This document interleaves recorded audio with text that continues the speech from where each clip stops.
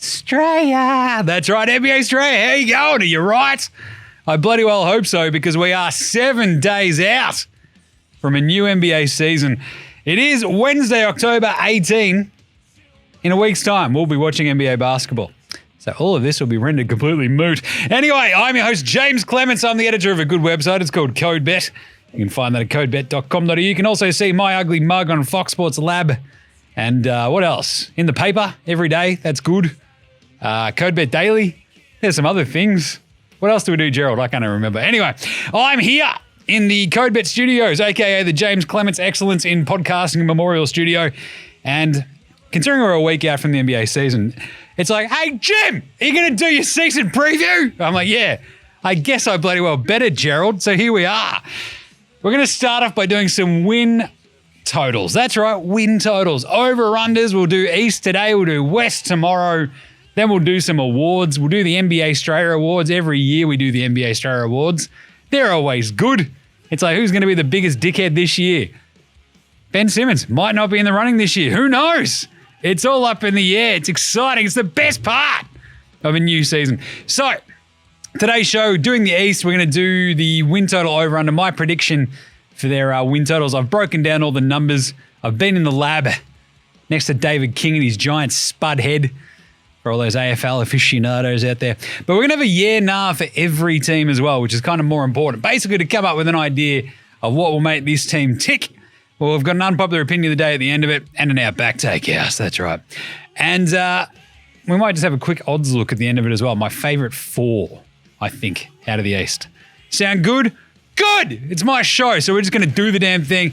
It's episode 966, 9-6 of NBA STRAYA. Let's go.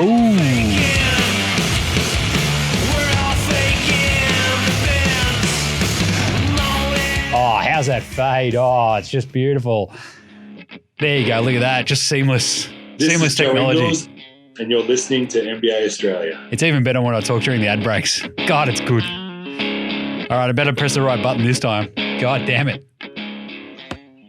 Watch out for the shark attack. I'll tell you what, it takes a little bit getting used to the old new studio. The fancy studio, the corporate studio. But that's okay. We'll survive. Won't we, Gerald? Unless you fucking fly kick my head off. That's what he does. Right. Better watch out for the shark attack. Better watch out for the, I don't know, the attack of Kevin Porter Jr. if you're his missus.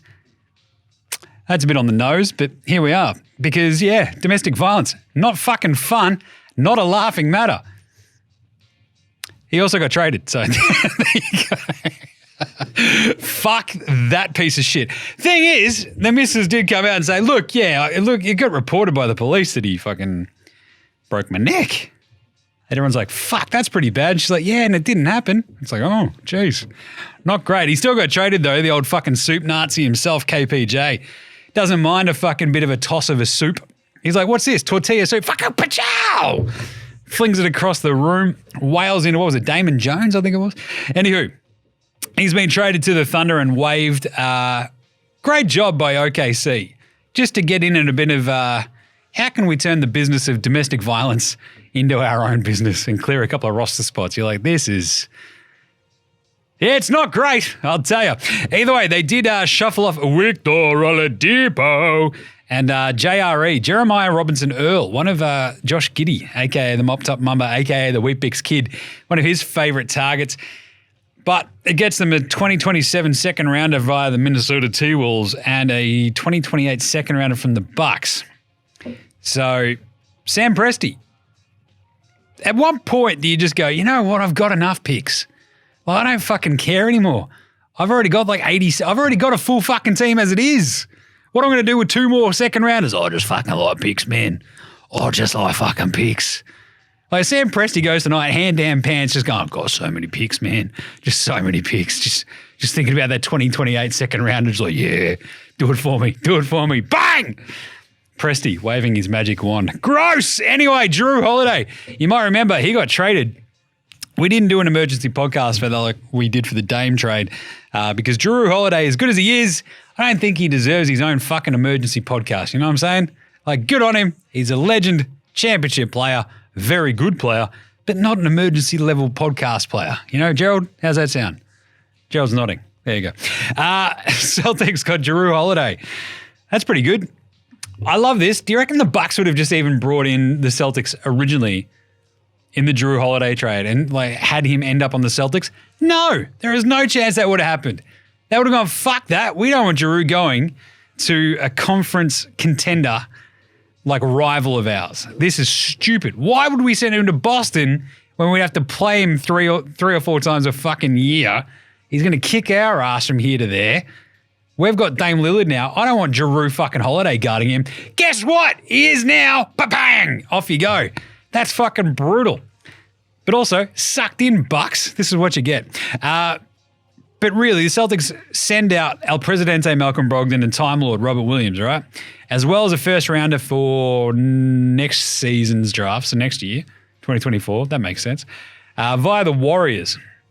So if Steph gets hurt this year, that could actually work out all right. And a 2029 unprotected Celtics first. So not bad, because basically it means that the Blazers turn Dame Lillard into 4 players, so DeAndre Ayton, Time Lord, El Presidente, and what was it? The Camaro, the Holden Camaro, Tumani Camaro, as well as 3 firsts and 2 pick swaps. Not a bad haul in the end, which is kind of what you're after, right? You want to turn Jrue into a couple of other bits and bobs. It's exactly what they did. Other little bits of news. Draymond tweaked an ankle. I mean, he's also tweaked a couple of noses here and hasn't probably tweaked too many, G-spots considering we've all seen his schlong. There's nothing to write home about Draymond. And Luka, he's also hurt his calf a little bit, a.k.a. I can't be fucked playing in the last preseason game. I'm going to sit. Piss off. Right, let's get into it. 2023-2024 NBA win total. Over, unders. This is weird seeing that on video. I'll tell you what, it's fucking very strange. But either way, the East, the win total over unders. I had a fun time doing the East, more fun I think than the West, for the simple idea insofar as that there aren't as many really fucking good teams in the East. There are a couple of really fucking good teams, don't get me wrong, but the mid-tier morass remains pretty similar to last year because even though Milwaukee got better, like I already had them last year pegged to go for their over and they still won fucking 58 last year. So it's okay. This year, we're going over again. Their over-under for 2023 is 55.5. If you ask me, that's not enough, buddy, because I'm going 60-22 for the Milwaukee Bucks. I hear it's Algonquin for the good land. That is a 4.5 win difference from the over-under. Why is that, Jim? I can't hear you ask.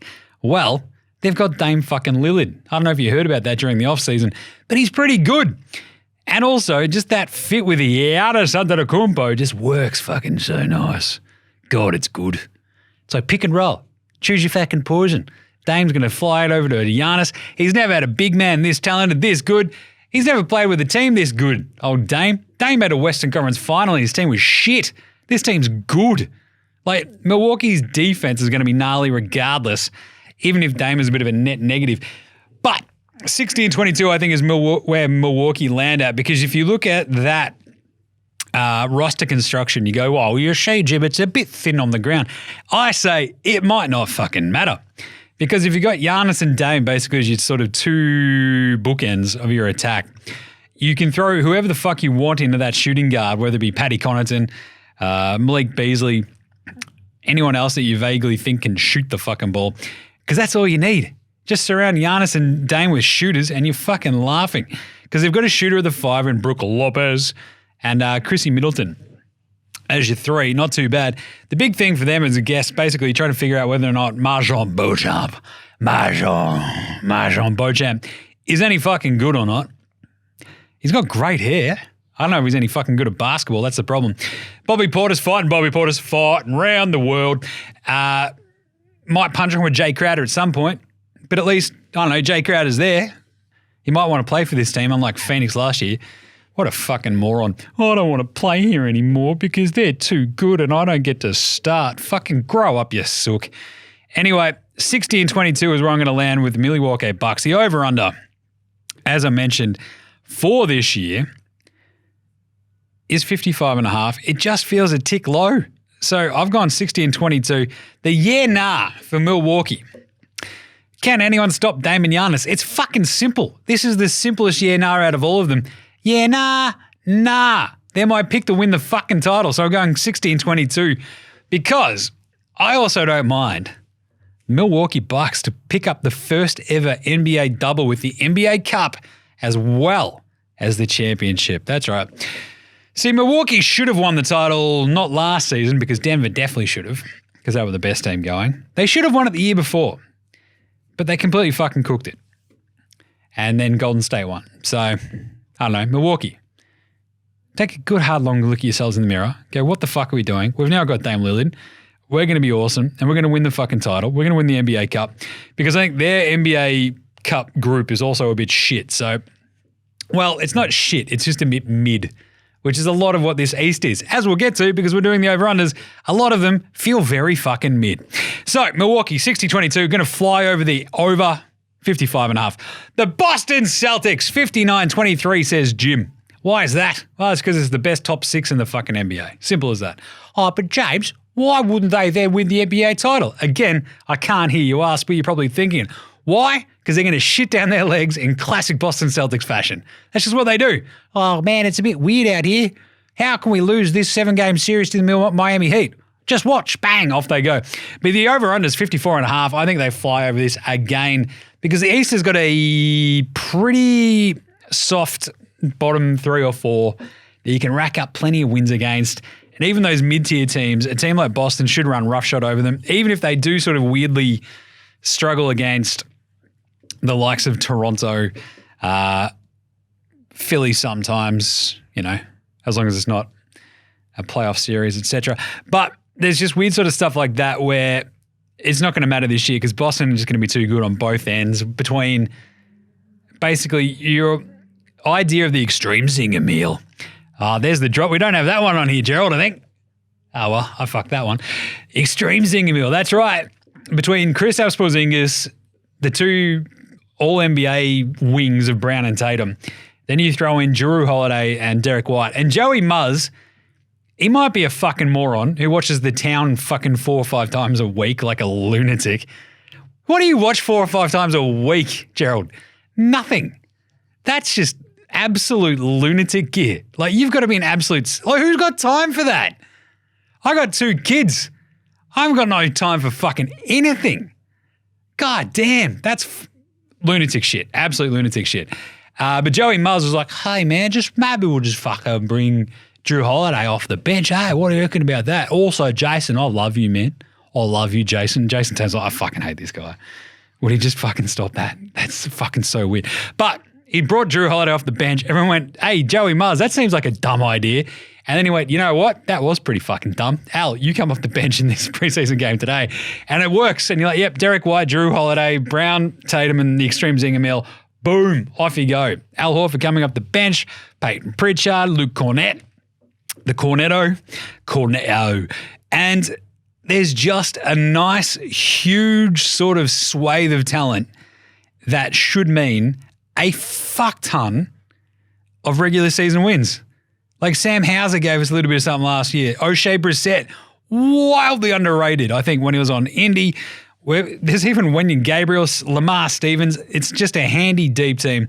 They should smasherate that 54.5 over-under. I've got 59 and 23 for Boston, basically because they just lose concentration at points during the last bit of the season as they sort of go hammer and tongs with Milwaukee down the stretch and drop a couple of shit ones. But I'll take a 72% winning percentage anytime. The yeah, nah for Boston. Is this the best top 6 in the NBA? Yeah, nah, yeah, because it's malleable. You can throw a million different looks at a million different teams. You got matchups for basically everything. What I would like to see from Boston is maybe just one more wing defender that isn't very small, because Jaylen Brown, Jason Tatum, cool. Behind them, it gets a bit sketchy when you go, hey, it's Lamar Stevens. You're like, okay. Sam Hauser? Question mark. And yeah, so maybe they just need that one more weird veteran sort of wing defender and they'd be all right. But otherwise, This is a great top 6. They should smash that over-under. That's one of my locks as well, along with my Milwaukee. Cleveland. That's right. 52-30 for the Cleveland Cavaliers. They won 51 last year. The over-under for this year is 50.5. Oh, wow. 50.5. I believe this is Believe Land for me. Gerald, did you like that one? Believe Land? Yeah, good. I think they didn't get worse, right? Mobley, you have Jared Allen, go the fro Jared Allen. The big question mark, and we might as well just do the yeah, nah for them now. Will Donnie Mitchell, this might be a bit of an Outback Takehouse, will Donnie Mitchell just sabotage this season? Yeah, nah, because this is the big question. If this goes sideways, it could be because Donnie Mitchell, sabotages the season, goes, I want to go to fucking New York. They're way better than this place. I fucking hate Cleveland. I always wanted to go to New York. Utah fucking traded me to shitty-ass Cleveland, the middle of fucking butt-fuck Ohio. What are we doing here? They've still got pictures of LeBron James everywhere. This is bullshit. I want to go to the big lights. I want to go to the Big Apple. And he goes, right, fuck this. How can I sort of work around making that happen? And if he just sort of gets a bit sluggish on D. Last year he was the good soldier. He got traded. He rocked in, felt good about stuff. Darius Rucker, Judy Garland stepped up at times. Maybe Donnie just goes, right, I'm fucking out of here. This is the way that it goes sideways for me. And he could very easily just go, all right, I want out before New York blow their trade wad on fucking trying to get Joel Embiid or Karl Anthony Towns. I want to get in there first and play next to my buddy Jalen Brunson. That's the one thing that I worry about. Otherwise, I fucking love this Cleveland team. If they're all on the same page and they're feeling good, the one thing that gives me a bit of a pause is the coaching, but still, between Darius Garland, Donnie Mitchell, Mobley, Jared Allen, they brought in Maxi Strus, don't forget.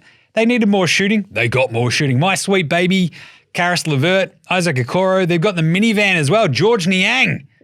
They're just a better team. So when you look at an over-under, you go, hey, they won 51 games last year. Did they get worse? No. Did they get better?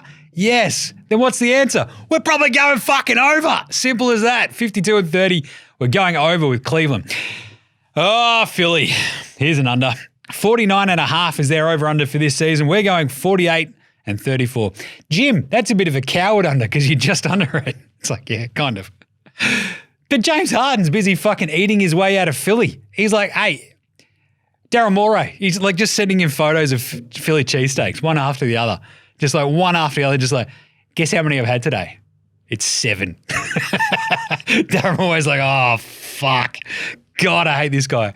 This is what happens, Daryl Morey, though. You throw your entire lot in with a fat fuck of a point guard, shooting guard who's eating his way out of 2 teams now as well. 2 teams.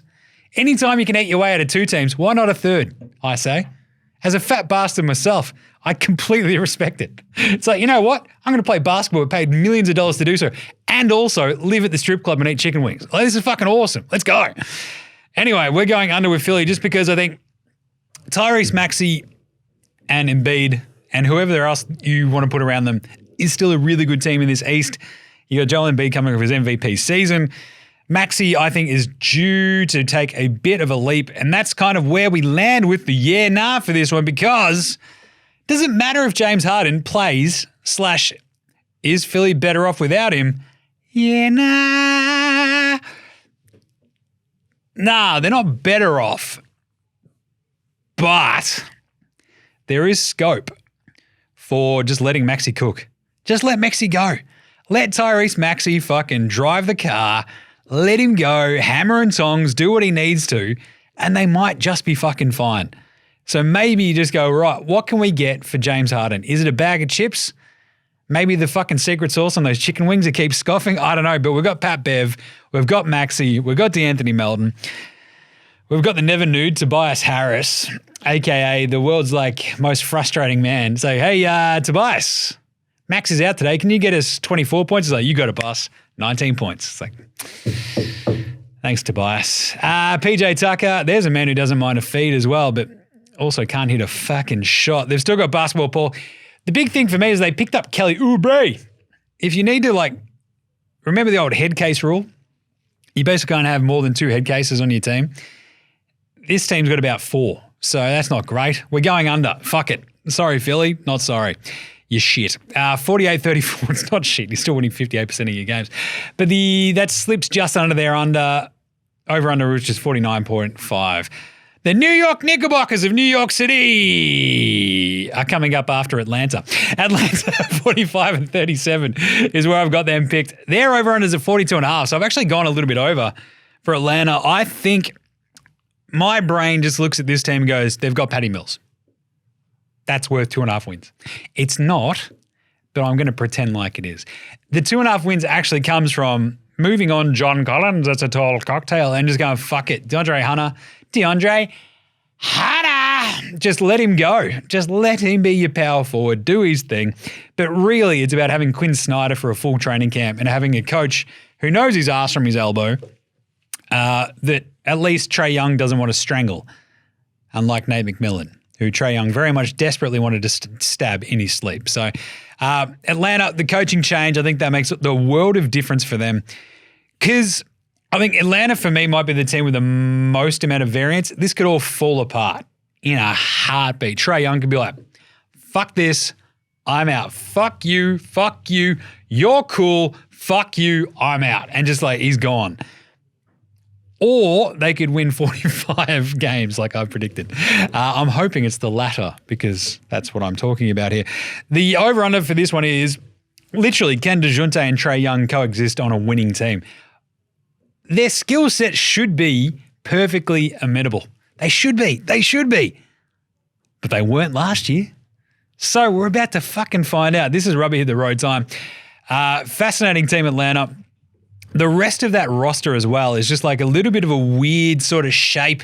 It's a weird sort of fit. It's got a weird bunch of roles because you've got Hunter, you've got Big Deke Bay, and then you've got AJ Griffin. It's like, all right, cool, we're going young. You got Bruno Fernando, and you got the big men, Clint Capella and Onyeka Okongwu. And otherwise, you've got what, Cody Buffkin, one of the greatest names in the NBA, Gerald Cody Buffkin. I love that. And Patty Mills as your sort of like third or fourth guard next to Bogdan Bogdanovic. So it's a bit of a weird one. It's a bit fucky. It's a bit strange, but I trust in our man Quinn Snyder. He looks like the angry teacher from Daria, but he can coach the shit out of a team as he did in Utah, so I believe in him. The New York Knickerbockers of New York City, 42-40. I believe in the Knicks. This win total for me was actually a little bit higher. And to be honest, I might be looking at the wrong one. No, it's still 42-40. They won 47 last year. Maybe I changed that. I actually like this Knicks team. Maybe I flip it up and reverse it and change Atlanta and New York 45-42. It seems cowardly. Fuck it. Knicks 42-40. That goes under. Here I was thinking I'd gone over. Hey, Gerald, how have I fucked that one? That's weird. Maybe I'll knock a couple off Brooklyn's total. There we go. We'll change on the fly. This is good. Good job, me. Brooklyn will still go over, but we'll drop their total down 39-40. That would be 43. Yes, got it. And away we go. So New York, let's go 44-42. They take a slight dive, but they're still just under the 44.5. It does sort of feel like the Knicks, they're keeping their powder dry more than anything else, is what this screams to me. Jalen Brunson, Q Grimes, RJ Barrett. The big yeah, nah for them is literally if, Julius Randle, would the real Julius Randle please stand up? Does he have it in him to not be a dickhead? Yeah, nah. I mean, he does when his new fucking contract's on the line, doesn't he? So, Julius, balls in your fucking court, buddy. What are you doing? Come on.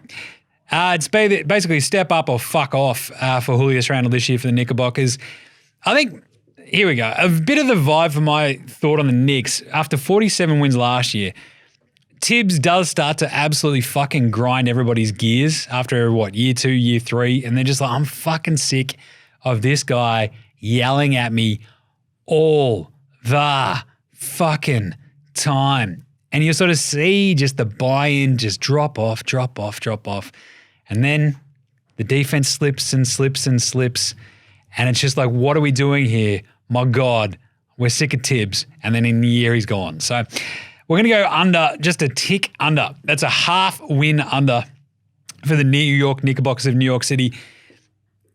In terms of like the way that they could bounce up, they've still got Josh Hart. They've got Dante DiVincenzo. I think they're going to be really good in the playoffs. Like this might feel like counterintuitive, but they've got all that Villanova knowledge between Hart and Brunson and co. And they've just sort of got good fucking solid role players between Hart, Dante DiVincenzo, and Emmanuel Quickley and co. The big problem is that the top end talent just isn't quite absolutely fuck you good enough day in, day out to keep its, really absolutely awesome vibe. So sorry, Knicks, but we're going to go 44 and that'd be 38. Doing maths on the fly. Good job, mate. Crushed it. So they've just gone a tick under the 44.5 line. Brooklyn, 39 and 43 for me. They go over the 37.5. I had them a little bit higher, but it does feel like it's going to be a bit of a slog sometimes. Benny Simmons, that's the year. Nah, is Box Hill Benny back? Is Benny the Bricky back? Box Hill can't shoot a fucking free throw, shit down your pants. And I don't know, break up with Maya Jama, just ruin your shit. Is he back? Yeah, nah. Maybe. That's a bit of a coward way out, but I'll tell you what, he's looking better than he has for the last couple of years. If his back's not sore, he had the world's worst case of shaggers back. That's why you have to break up with Maya Jama, Gerald. She'll smash your back out. Simple as that. And that's exactly what she did. Jesus. Anyway, is he back? He might be. I think so. I believe. You might go, well, Jim, all you do is shit on Box or Benny. Yeah, when he's playing like dog shit, he deserves to be shit on because he's playing like dog shit. Guess what? Play like shit, get shit. Play good, you get props. Simple as that. All right, Brooklyn though, Mikal Bridges, I love him for most improved player of the year. And I think you can probably see him up that scoring average to around the 25-point mark. The problem is the rest of the team around him, right? Like, it's still weird. You got Nick Claxton, sort of a big, skinny sort of question mark where you go, yeah, he can be like a dominant defender, but otherwise, who fucking knows? Like, can he get anything else going offensively? No one's entirely sure. Big rim protector, you love to see that, but Jesus. The other question marks around this team sort of revolve around Cam Johnson. Can he hit some threes? Can he play some defense? Looked good at times during the World Cup, also completely disappeared, which is very Cam Johnson-esque. Spencer Dinwiddie, he still probably thinks he's the best fucking player on this team because Spencer Dinwiddie can also be a giant fucking dead shit. But at the same time, he's exactly what they sort of need next to Box Hill Benny, right? So I'm going to go slightly over for Brooklyn, 39-43. They go over the 37.5, and away we go. All right, about halfway through, let's take a quick break, and we'll be back with Miami and a couple of other teams right after this. This is Nick Kay, and you're listening to NBA STRAYA.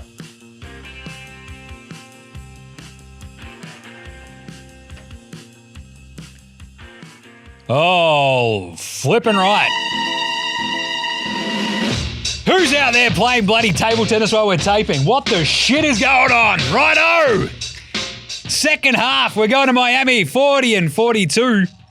That doesn't sound right because we just had Brooklyn at 39, but we also dropped Brooklyn down. So, but the Miami Heat, look, their over-under is 45.5. I think that's way too fucking high for a team that sacrificed two starters. But Jim, they made the finals, yeah, and gave up two starters and Victor Oladipo, basically going, hey, we're getting Dame Lillard. It's going to be fine. Guess what happened? They didn't get Dame Lillard. So you're done. Fucked yourself. My yeah nah for Miami is, hey, is Pat Riley awake? Did someone set his fucking alarm on his phone? What is going on? Wake up, Pat. Everybody's dancing. Tell you what, Pat Riley completely cooked this summer. They come out of it going, well, we got Tyler Hero back. Yeah. The next time Tyler Hero fucking plays defense will be the first time. Like, what do we eat? That motherfucker is more interested in bucket hats than playing fucking defense. That's not a good place to be. Bucket hats are for dickheads. And Tyler Hero is a dickhead. So, but the rest of that depth chart for Miami at the moment, it's literally big booted Kyle Lowry, who's 36. You got Tyler, there goes my hero. You've got Josh Richardson, a.k.a. the world's fucking weirdest bicycle where everyone's had a bit of a ride and you're like, nah, not for me. Jimmy Butler, bam, Adebayo, Duncan Robinson, Kevin Love, Caleb, I turned into Michael Jordan in the playoffs and then turned back into a Spud Martin. Maybe Caleb Martin is your answer. Maybe Duncan Robinson's your answer. I don't know. I don't like that question. So I'm still going to go under. They'll be good because they got the best coach in the NBA. So that's why we've still got them at 40 wins.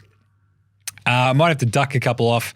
Maybe I could take a couple off that Miami total and bang it on top of the Knicks and get them up as well. Because I don't mind Brooklyn being 500, 41-41. The Knickerbockers they should be a little bit better. But that will put them over. So now I'm tripping myself up. Anyway, we'll leave Miami at 40 and 42. That's well under the 45.5. Toronto. Oof. Can I say oof? The yeah, nah, very simply for them is, hey, does Masai Ujiri even like his team? I don't think he does. He's like, oh, nah, man, I'll let Kyle Lowry go. That's fine. Whatever, man. I'll trade tomorrow. I got a title. Whatever, bro. It's cool. But you can't have my OG Anunoby. It's like, what? What are you fucking talking about, you lunatic? Nah, you got to give me 4 first-rounders for OG Anunoby. Motherfucker's OG Anunoby. What's he done? Fuck off. Nothing. Oh, he's one of the best perimeter defenders in the NBA. Well, he was for about a third of the season last year. Jesus. Is OG worth the hype? Yeah, nah, no. Scoob is. Scotty Barnes. This team goes as far as Scotty Barnes takes them this year. Third year, man. Put the ball in his hands because you let Fred VanVleet walk. You let Big Booty Kyle Lowry walk. And now you got to sit there and go, well, geez, we've got no one really to replace them. But we do have Gary Terrence Trent D'Arby Jr. And you're like, oh, okay. Thanks, Masai, I guess. Like, Toronto fans are just going to be sitting there, what the fuck is this team? We've got Dennis Schroeder. I am German Rondo. Like, coming off a World Cup win. OG Anunoby, Scoob, Pascal Siakam, and Teenage Mutant Jakob Poeltl. Like, fine. I feel like a lot of this like hinges on Grady Dick. Now, I love Dick as much as the next man. But wow. Grady Dick 100% looks like he's killed a hooker. Like, he looks like the fucking dude from Righteous Gemstones who's married into the family. BJ. He is like a dead ringer, a dead fucking spinning ringer for BJ. And it's weird as shit. That's before we even get to his name the fact that he's named Grady fucking Dick. Like, that's just fucking weird. They do have Jalen McDaniels. I'll pay that. But otherwise, this team is just fucking strange. With all that said, they're still going to win 37 games, which, amazingly enough, I didn't even realize. So, peek behind the curtain, I actually wrote and came up with all my wins and losses and the percentage wins before I even looked at the over-unders. So I've actually come within like a 1 win or 1.5 wins essentially for like half the league, which is a bit weird, but it turns out that's my job, so not bad sometimes. 36.5 is their over-under. I've got Toronto at 37-45. That feels like trying to hit a bit of a middle ground because last year they still did win 41 games. They were like wildly unconvincing in that 41 win season though. And it feels like there's just got to be like a little bit of a dip again because Schroeder in place of Fred VanVleet. Anytime you think Schroeder is the answer, he's not. OG. 4 first rounders. I feel like you should have probably maybe taken it there. Gary Terrence Trent D'Arby Jr. It's just a weird, misshapen team that I just don't like enough. But I do like enough to get to 37. Orlando. I got to stop putting these out of order. Gerald keeps fucking me. 38 wins, he says. Because they're 4 wins better than last year. 36.5 is their over-under. I'm going 38-44. Because now they've got Jinglin Joe Ingles. Orlando is the big leap team hiding in plain sight this year, right? Right? Yeah, nah. Nah, that's the Thunder. We'll get to them when we do the West. Orlando are the team that were last year's OKC. OKC are last year's Sacramento, and Sacramento were the years before Memphis. There we go. That all made sense. I'm like some sort of brain genius after all that. But Orlando will be better. They might even crack 40 wins, But at the moment, I've got them 38 just because that middle point of the East, it gets fucking hard. Like to rack up wins against even the Indies of the world, Chicago, obviously Miami, Toronto, Brooklyn, the Knicks, like it's just a fucking like day in, day out slog in the East. And that's before you play the West teams who it's like it bats 13 deep. So Orlando 38-44. You've got Fultz slowly recovering from being fucked in the head about his shoulder. But you've got Paolo Banchero, you got Jingling Joe Ingles. Didn't really like their draft, but you've got more bodies. Orlando should be a little bit better. The big question about them, I guess, is Mosley as their coach. I think they'll be a little bit better. I think they just scooch past the 36.5 over-under, 38-44. I do like Orlando a lot. They'll play spoiler. It wouldn't surprise me, again, if Orlando came out like they did, I want to say 3 years ago. And they could be the same team as like last year's Utah. Great. Now I'm comparing them to Thunder and Utah. It's not really mixing metaphors, but it is just sort of fucking up comparisons. Is that a simile? I don't know. Anyway, Orlando, 38-44. That's where we're going. Indiana, bit of a rough one for me. Indy with a surprise pack of last year with, rookie Benny Mathurin, Halliburton and co, kicking ass, taking names, Rick Carlisle. I just don't know if they can keep it up. 37.5 is a lot of wins. I've actually got them 34-48. I've got them going under. The yeah nah for them is, can Halliburton just keep all this together and stay healthy and for them to win 38 games? It just feels like that one little step too far. Like there's got to be one team where you go, oh, they should be good again. And they just sort of take a hint of a step back. For me, that feels like the Pacers. Halliburton, Benny Mathurin, Bruce Brown, they pick him up in free agency away from Denver. He's like the winning player that you sort of need if you're a contender. If you're that mid-level team, I don't know if he helps you giant like sways over the time. Jarace Walker, their rookie, not vibing on that too much. He might take a little while. Buddy Hield, I mean, he's still going to hit a bunch of threes, but I feel like other teams got better than they did. Even though they made some good additions, it's not going to scream out to me that they're better than last year. You know what I'm saying? Did they get worse?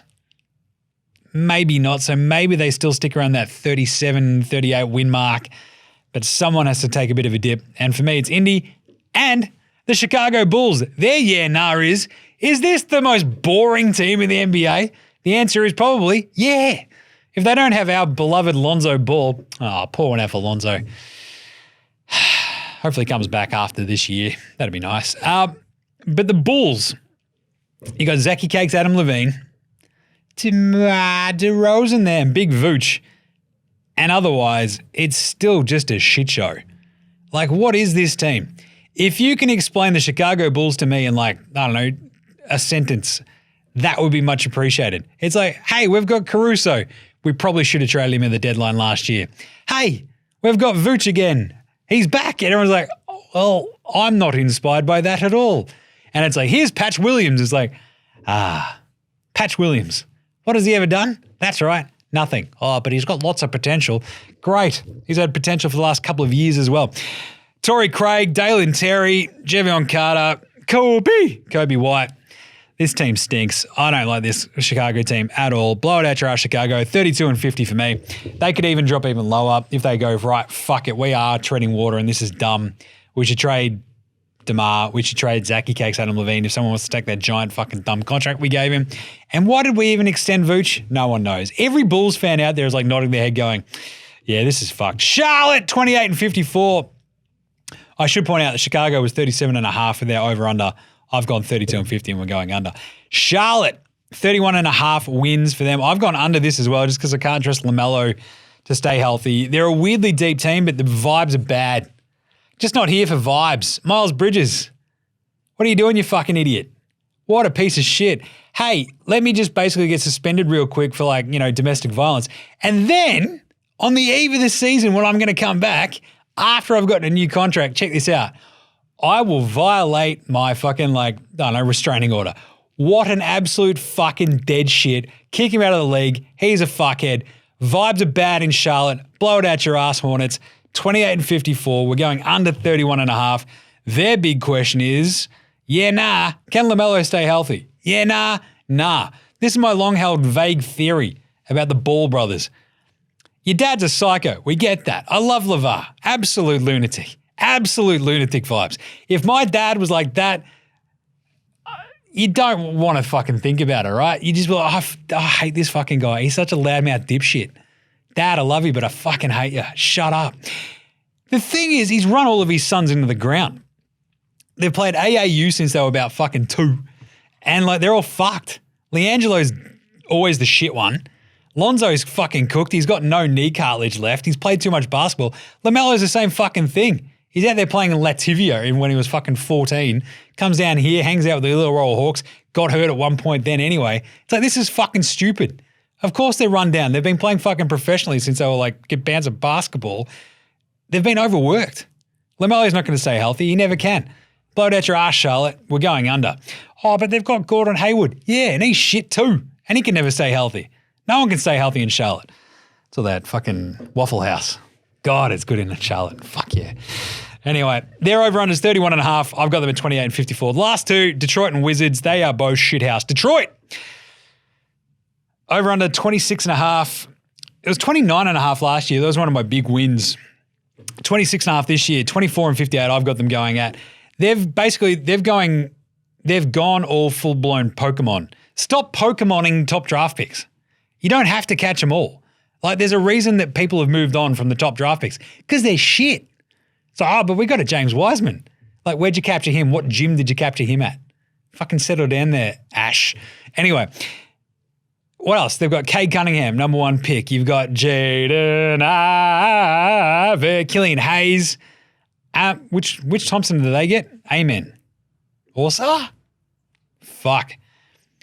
Twins in the NBA has already fucked me. Like, if it's not Markeith and the other shit Marcus, God, I hate him so much. There was a weird off-season story where they were like, yeah, we tag teamed into like some poor chick. And it's like, that's illegal and rape. What are you talking about? What the fuck, man? Anyway, but the Thompson twins, love that band, at least seem like they got their heads right. They've got Orsa, Detroit. Good Googling, Jim. That was good padding. Did you like that one, Joe? Yeah. Orsa Thompson. They've still got Bojan Bogdanovic, my good friend from Brooklyn. The rest of the thing is like Jaden Ivey's already sort of been pushed down this fucking weird depth chart. Like, are they going to start Cade and Jaden and Orsa with Bojan? They've also got 4 big men where you're just like, all right, you got Big Beef Stew, you've got Jalen Duren, you've got Bags, and you've got Wiseman. This team is so weirdly unbalanced that I'm like, it's going to take a hell of a coach to sort of pull it all together. I'm not sure that Monty Williams is that guy. He's a culture guy. He's a good dude. He'll figure it out. Not going to be this year. Simple as that. We're going under for Detroit. 26 and a half. I've got them at 24 and 58. And finally, the Wizards. Oh, but the Wizards are a professional basketball team. They've got professional players. Yes, and they're shithouse. 24 and a half is their over-under. I'm going under that. 22 and 60. This is an absolute, like, it's an eyesore. That's what the Wizards are. They're a fucking eyesore. If you ask at the end of this season, hey, Jim, how many full Washington Wizards games did you watch? I'd probably say about half of one because they're fucked. They're 2-0 in preseason though, so good on them. But really, Tyus Jones, you're like, that's great. He's a very good backup point guard. Yes, but he's your starter. Jordan Poole, he might average 30 points a game and play 0 defense and not get punched in the face by a teammate. So he'll have a better year than last year. They've got Bilal Coulibaly, a.k.a. Victor Wembanyama, shit teammate, and Kyle Kuzma, a.k.a. the Armenian Allen, and Daniel Gafford. It's like, oh, he's a really good defensive center. Is he? Next time you watch him play, go, wow, he has good flashes of being a defensive. Otherwise, he's shit. And they've got that weird sort of mix of wings where you got Corey Kispert, Danny Avdija, and like a recovering fucking Danilo Gallinari. Like, what is this team? It's a fucking turnstile on defense is what it is. They're going to get shit pumped day in, day out across this season. They're going under 22 and 60. They are an absolute horrible assembly of talent in the NBA of 2024. Because their yeah, nah is this the worst team in the NBA? Yeah, nah. Yeah, they are. So the Wizards are going to go under. And there you go. East, over-unders, Dunskies, lock it away. Unpopular opinion of the day. Tell you what, we're already seeing the salary cap absolutely fuck everybody at this point, and I think it's only going to get worse, and I think the players are idiots. Just bear with me for a second. I'm going to talk this one out there, Gerald. Seriously, the NBA Players Association have gone, nah, man, we want to get everybody much richer. It's like, cool. But what we want to make sure is that it's harder to get traded. It's like, wait a minute, that's not what you guys want. It's like, oh, wait, that isn't what we want. Because when we decide we don't like where we are, we want to be traded. But we've just made it harder for us to be traded. You fucking idiots. What are you doing? Like this entire like salary matching vibe is one of the dumbest like approaches. It's like, oh, well, it's to punish like the top level teams. Like, why are we punishing teams who want to spend money on us if you're the Players Association? Like, how dumb do you have to fucking be? Seemingly very. Anyway, the salary cap, look, the thing is it'll all not matter in about 2 years once they do the new media rights deal, but at the moment, it's going to be an absolute shit show for the next 2 years, mark my words. And finally, OUTBACK Takehouse. That's right, it's Wednesday at OUTBACK. And you know what that means? That means on the way to Kindy this morning, I fucking armed both the squids with a cricket bat, and as we drove down fucking the street in Brunswick, they were leaning out the side, fucking bang, bang, bang, bang, bang. Magpie fucking flares going everywhere. That's right, magpie wings. Today's special, only at OUTBACK. And today's Flame Grill take is, we're going to get to the West in a second, but Kyrie Irving is completely going to fuck up this team by about January. You saw the fucking footage of him looking on at Grant Williams fucking joking around on the bench going, yeah, good one, Grant, you fuckhead. God, I hate him already. Like, he's doing the Arthur meme. He's just like clenching his fist going, fucking, I'm going to stab him. This is he's 100% going to punch on with Grant Williams behind closed doors and demand a trade to the Lakers by January. It's over. Otherwise, the other OUTBACK Takehouse in this one is the Miami Heat will miss the playoffs this year. They're not going to make it. Their team is shit. They gave up Vincent and Strus because they're like, we're going to get Dame, we're going to get Dame. They didn't get Dame. Sucked in, dickheads. Blow it out your ass. All right, and final little one, NBA East over under odds. Here's your multi. My favorite four, Boston over of the 54.5 Milwaukee. It's Algonquin for the good land. It'll be the good land once you go the over 55.5 and they win 60 games. And then the unders. Miami, I just called it. 44.5. 45.5. How the fuck does this team, missing two starters from last year, oh, people get Tyler Hero. Yeah, he's still shit. How does that team win 46 fucking wins? I just don't get it. And then the other one, the Wizards. That team is dog shit. 22 and 60. They're going to get to 25. I just can't see it. So there you go. They're my four favorites. But to recap it all, Milwaukee over 55.5. Boston over 54.5. Cleveland over 50.5. Philly under 49.5. Atlanta over 42.5. The New York Knickerbockers of New York City under 44.5. Brooklyn Nets over 37.5. Miami under 45.5. Toronto over 36.5, but barely. Orlando over 36.5. Indy under 37.5. Chicago 37.5 under. Charlotte under 31.5. Detroit under 26.5. And Wizards under 24.5. And there you go. That is it. Whoa, what a return it's been. We're back, baby. I love it. I'm going to start my own podcast with beer and hookers. Yeah, it's just called NBA STRAYA. Right, that's it for today. We'll be back tomorrow. We'll have the West. We're going to do this all again, but with the West. How fun is that? Even Gerald's excited about that. But this has been awesome. We're in the new studio. We'll be sort of doing this like the majority of the time. It's going to be weird. It's a bit fun. We're going to have videos, so these will all go up on YouTube as well. Go check that out. NBA STRAYA, just go search that on fucking YouTube. You can see my smiling face doing shit. But otherwise, check out NBA STRAYA on Twitter, Facey, IG. We're all over the socials, obviously. Check us a rating and review on your podcast app. That's right, on your apps. That's what you use for podcasts, isn't it? iTunes, Who uses iTunes? That's old. Apple Podcasts, Google Podcasts, which is about to be YouTube Podcasts, Spotify. I don't know, all the weird ones on Android, all that shit. Rate, review, and star it, or I'll fucking fight you. I swear I will. Otherwise, big thanks always go to From Oslo. We've got a member in the fucking studio now. It's pretty funny, just sitting over there going, just fucking drumming along. Shredded. It's great. For the intro and outro song, go check out their other band as well, House Hats. That's a good band. Big thanks also go to Joshua De Laurentiis, Fascinator, Goldmounds, Ramshackle Army, Iowa, Sex Jedi, Green, and Dozers for all the tunes you hear throughout the show. Smash them on Bandcamp, Triple J and Earth, Facey, Apple Music, Spotify, whatever you use to listen to your tunes. Remember, NBA STRAYA supports Australian bands. All right, we'll be back tomorrow. That's it. No skit because we're in the office and skits are a bit weird to do when you're in the office, I reckon. Just a bit strange. Anyway, we'll catch you tomorrow, you dickheads. This is NBA STRAYA saying, look after yourselves, would ya? And later, hosen.